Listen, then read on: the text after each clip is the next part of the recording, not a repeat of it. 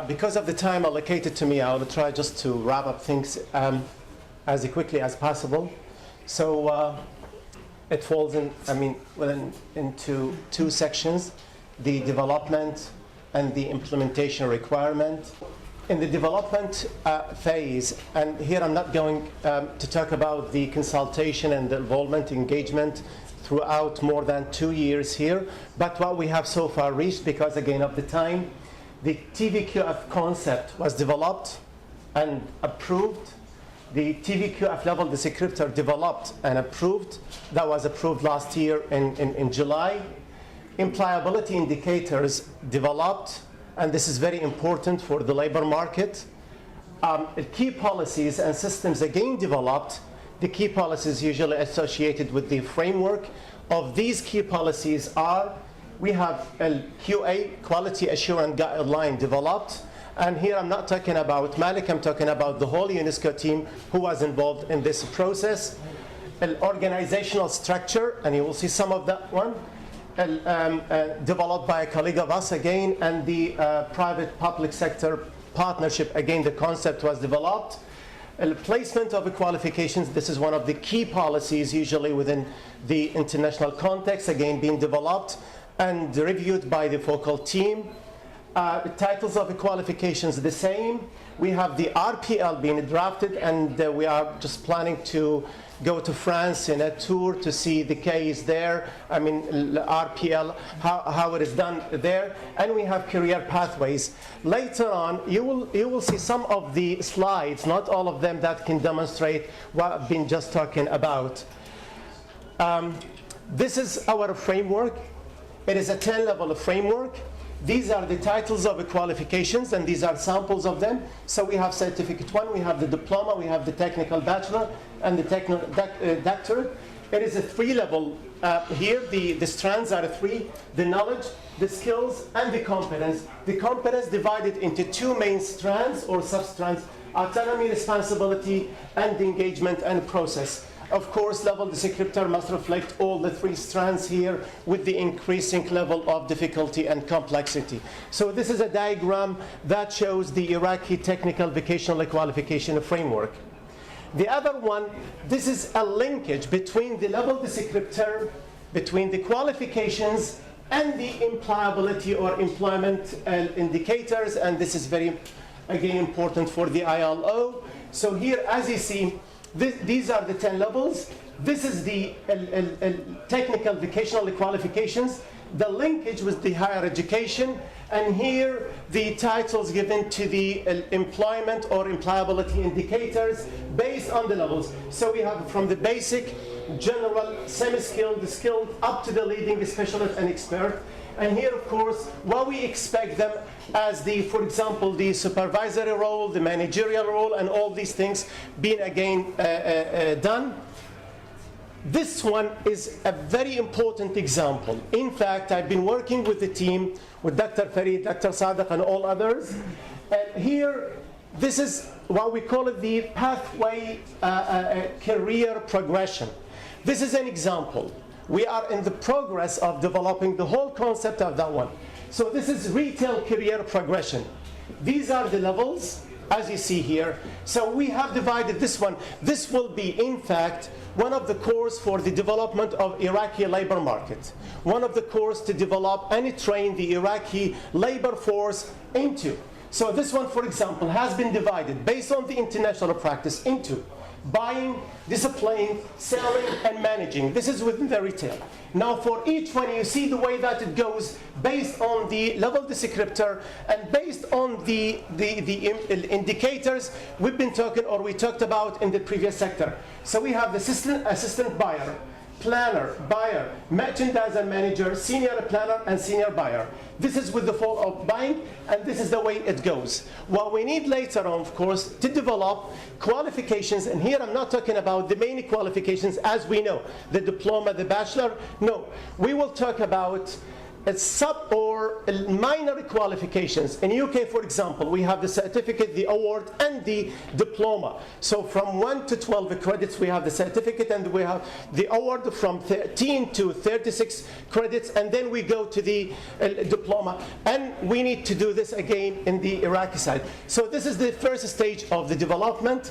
Here I'm moving to the implementation concept, requirements, and really what we need, and especially this is of a great importance to all organizations sitting here. Now, in implementation phase 1, now this is some of the things that we've been talking about in the previous one, like role structure of the proposed TVQF entity, concept established, and we will see that one. And here I'm not talking about the council that we, I mean, the draft law has been written. Here I'm talking about a body. I'm talking about one body. I'm talking about the TVQF qualification framework. And this is very important, and this is the way that we did it in United Arab Emirates.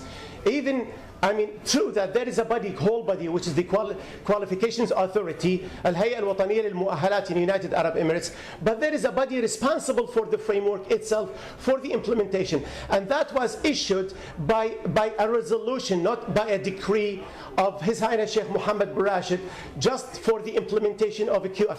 Maybe we need something, because when, just to give an example, when the Europeans developed their own meta framework, the European qualification framework, and then we have the 28 countries that developed their own frameworks as well. Some of them were before the development of the EU, like in UK, Scotland, for example, mainly five frameworks.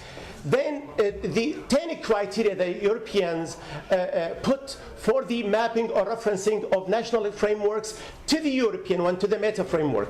The first item, the first criterion put was that the framework should have the legal base for it. It means that it should be based by the law and not just to be a framework by itself. This is a criterion one developed for this purpose. So here we have things again to be developed later. I'm coming to these in the coming slides. One of the key things again that we need, of course, is definition of industry sector, information system. We need a database.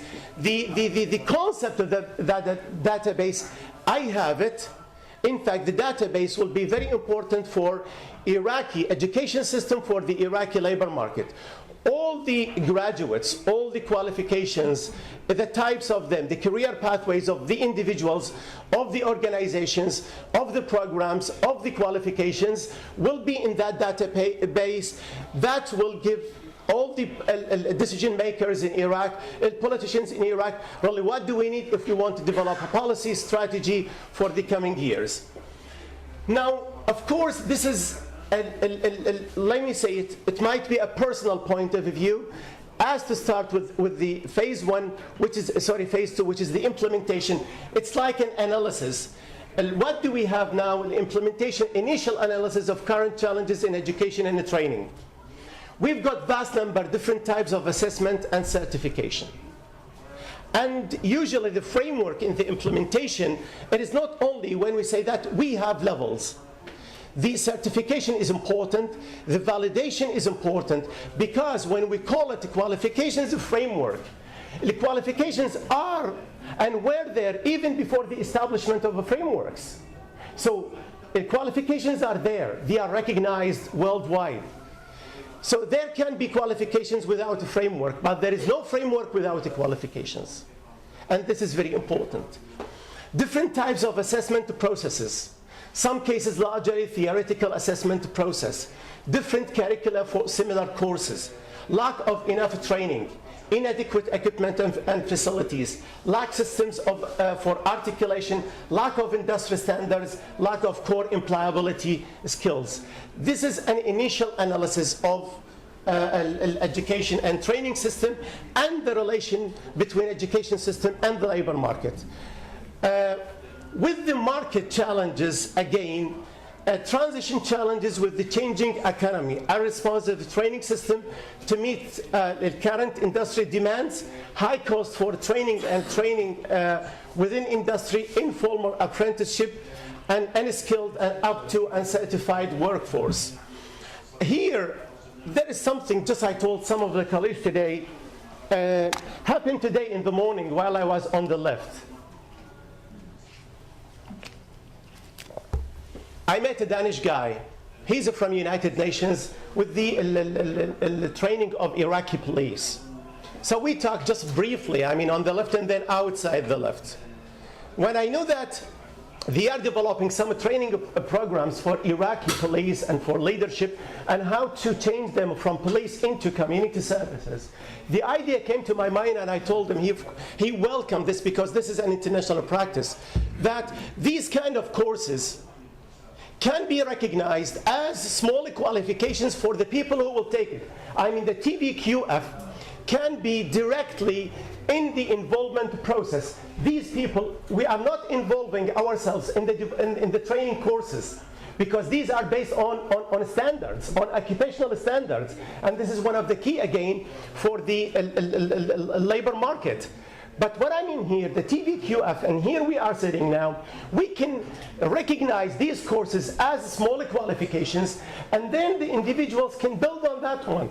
So he welcomed the idea, and he said that if you need something like that to be recognized, you need just to coordinate with the Ministry of Interior, and I think Dr. Hamid is fully aware of that one, and then the coordination can start. And by the way, this one can be one of the pilots, one of the first courses or small hours to be recognized by the TVQF. It can be placed at level 3 or 4 or 5, depending on the levels. If we are talking about leadership, maybe for high-ranking people, so it can be above level 7. And for the lower ranks, it can be at levels 4 or 5. That depends on what they have there. Here, please, again, because I'm talking about the entity, this is a concept that I feel it, whereby a resolution can be issued to implement the qualification framework. To my understanding, this is what we need, not necessarily a whole council. This is the TVQF entity, whatever we call it. And these are the 3 main sections or departments, call them whatever you like, within that entity. It is the skills development, because we are talking about TVET, technical, vocational, professional qualifications, qualifications register. This is the database I was talking about, and this is the TVQF. Within this one, what we have here, we have SACs, which is the skills advisory councils or bodies or committees, whatever we can call them, and planning and development. This will be interrelated to the Iraqi national strategy, the whole strategy for education, for labor market, 444, that can be linked to that one. And then we have the quality assurance and the implementation. Within the TVQF, we have the equivalency and international mapping, because at the end, we need the mutual recognition of the qualifications. So this can do the job where we can map our qualifications with the international ones, and we can start, and not to talk about myself, I mean within the United Arab Emirates and Qatar and Oman, I did the mapping between the UK, New Zealand and Australia.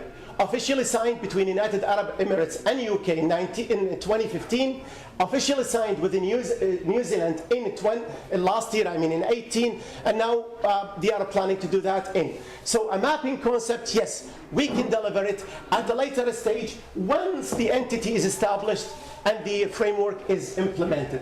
And we have the policy and implementation. So this is what is in my mind if to take it into the implementation phase. Here we have, this is again a concept, which is, now we have the higher education, they are marvelous, doing a great job. We have the general education, marvelous, doing a great job.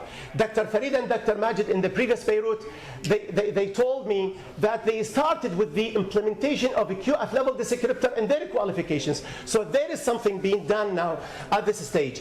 Here it is to imagine the relationship between the Ministry of Labor, the higher education, general education, labor market, all. This is the concept that, sorry, I'm going back to it now full. So this is MOU, which means that there will be like a delegation of authority. It is in order not to get ourselves involved, and maybe some ministers or ministries may misunderstand the concept. The Ministry of Higher Education will do its job as it is. But there is this delegated responsibility through MOU between that entity, the TVQF entity, and these ministries. and we have again with the Ministry of Education, and we have the new entity that will take care of the whole TVQF implementation as technical vocational qualifications. So here is the general education, higher education, technical vocational education. This is at the policy level, because we said the department policy and implementation. This is at the coordination level between all entities. This is at the regulation levels, so that there will be no conflicts between the regulations with these entities. And this is the delivery, the institutions and the employment, all of them. Because with technical vocation, not necessarily only educational or training institutions, it can be delivered even by companies within their own training. Oil companies can do that, as we have it, for example, in United Arab Emirates with ADNOC. Now, this is again, this shows that relation. We have the Ministry of Education, we have the TVET Council, Ministry of Higher Education, Ministry of Labor, others including industry, which is very important because all the occupational standards should be developed by the industry. We have the public-private, advisory. These are the provinces, because later on we may need to delegate that one. Each province can be an awarding body. And we have the central one. It can be in Baghdad and, for example, in Erbil. These awarding bodies will be responsible to deliver what comes. And this is very much similar. If we talk about UK, we have the OFQUAL and we have the QAA, for example. The OFQUAL with the technical vocational education, QAA with the higher education. So we have the training, education training provider, and we have the awarding body like City and Guilds, Pearson and others, and we have the OFQUAL. This is the hierarchy that we can work based on that one. And here are the awarding bodies that I've been talking about.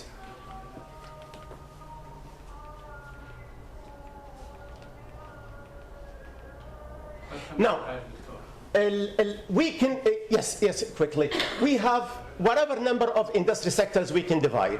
Because I have taken like an equation, later we will see it. Skills advisory coordination services, each with a board of directors who are industry representative. We have nothing to do with that one. Each with an executive officer and admin staff, and using industry key stakeholders, submitted with documented evidence of nationwide stakeholder consultation, the way that we will develop occupational standards and qualifications based on that one. Then we have, this is it, for example. Here, simple one, quickly I will finish.